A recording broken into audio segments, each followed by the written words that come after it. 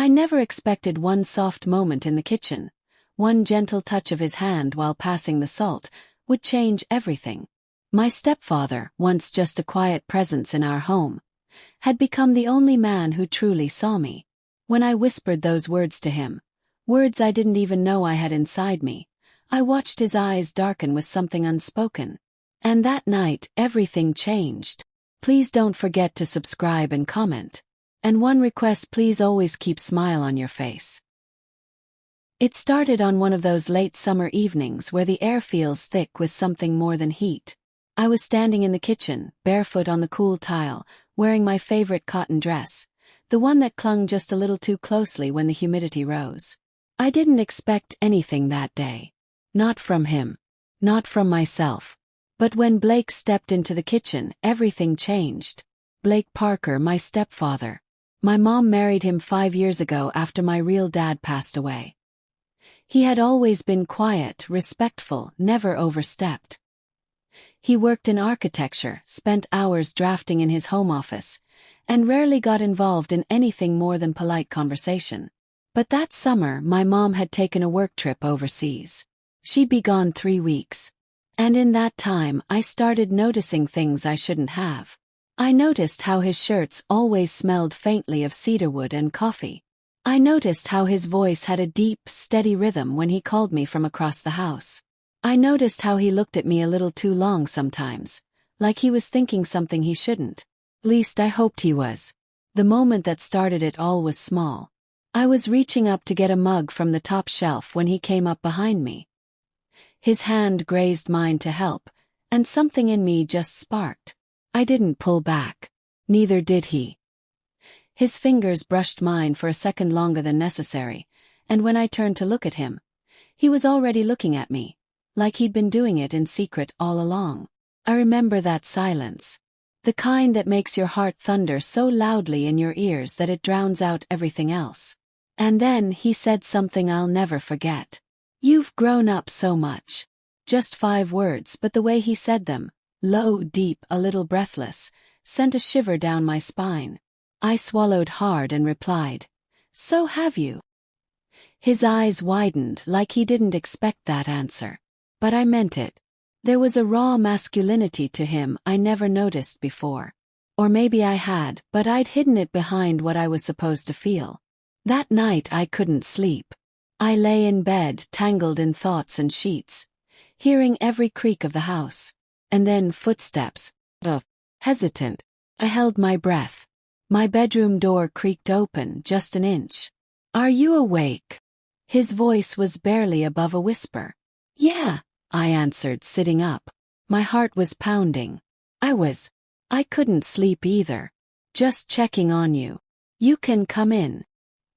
He paused like he was weighing something heavy, and then stepped inside, closing the door behind him. He sat on the edge of my bed, his posture stiff. I noticed his jaw clenched, the way his hands rested on his thighs. He was trying to be careful, respectful. But I didn't want careful anymore. "Do you think this is wrong?" I asked. He looked at me, his brows furrowed. His lips parted like he didn't know what to say. I knew he was fighting himself, trying to stay composed. I think it would be if I didn't feel the same way," he finally said. That was all I needed to hear. I scooted closer, our knees touching under the blanket. "Then don't pretend." That moment was electricity. His hand reached up, slowly, fingers brushing my cheek, thumb tracing the edge of my lower lip. My breath caught in my throat. "I've been trying not to look at you like this," he said, voice rough. "But every day it gets harder." "Then stop trying," I whispered. He leaned in. Our lips touched. Not rough, not rushed, just slow and full of every suppressed thought we hadn't said. That kiss was the beginning of 1,000 feelings, 1,000 confessions in silence. When we pulled apart, my whole body was trembling, but not with fear. "I love it so much," I said, my voice barely audible. "Let it stay inside me, this feeling." He looked at me like I was the only thing in the world. His arms wrapped around me, pulling me into his chest. We didn't cross the line, not in the way people think, But we crossed the emotional point of no return. Everything after that night was different. Days passed, and we danced around our secret like a delicate song. We cooked meals together, his hand brushing my waist as he passed behind me. We watched movies, our fingers barely touching under the blanket, but every time we touched, it lit something inside me. We'd find excuses to be near each other, long looks shared when no one was watching. One afternoon, a thunderstorm hit. The power went out. I was in the living room reading by candlelight when he came in with 2 glasses of wine. "Figured we could make the most of the blackout," he said, handing me one. We sat close on the couch, the air warm and damp with rain. I rested my head on his shoulder. "You ever think about what happens when Mom gets back?" Yes.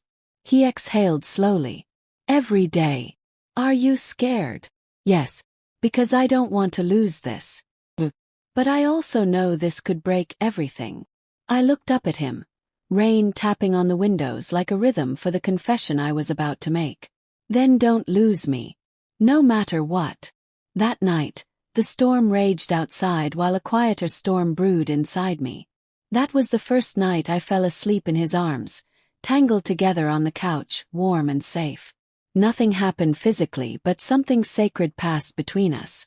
Trust, longing, a deeper kind of intimacy. The next morning I woke up before him. I looked at his face, peaceful and vulnerable, and realized I had truly fallen for the one person I shouldn't. But nothing had ever felt more right. We kept it quiet, subtle. We never did anything that would cross that final line. But we grew closer with each glance, each word. I found comfort in his presence. He found peace in mine. One day, while fixing the garden hose, he looked over his shoulder and smirked. "You keep staring at me like that, and I might forget I'm your stepfather." "You keep looking like that," I replied, "and I might not care." He laughed, then came over and kissed my forehead, the kind of kiss that says more than lips on lips ever could. On the final night before my mom came home, we stayed up late. Neither of us wanted to sleep. We talked about everything. Our favorite songs, our childhoods, our secret dreams. I told him I wanted to write romance novels. He said he wanted to build a house on a quiet hill, somewhere far from the noise. And then I told him, with all the strength I had left, if I had the choice between pretending this never happened and remembering you forever, I'd choose the memory. He pulled me close, kissed my hair and whispered, "You'll never be a memory to me." When Mom came back, everything changed on the surface. But the connection remained underneath. We never spoke of it again. Not directly. But sometimes when we passed each other in the hallway, or our fingers brushed while setting the table, I'd see that spark in his eyes. The same one burning quietly in mine.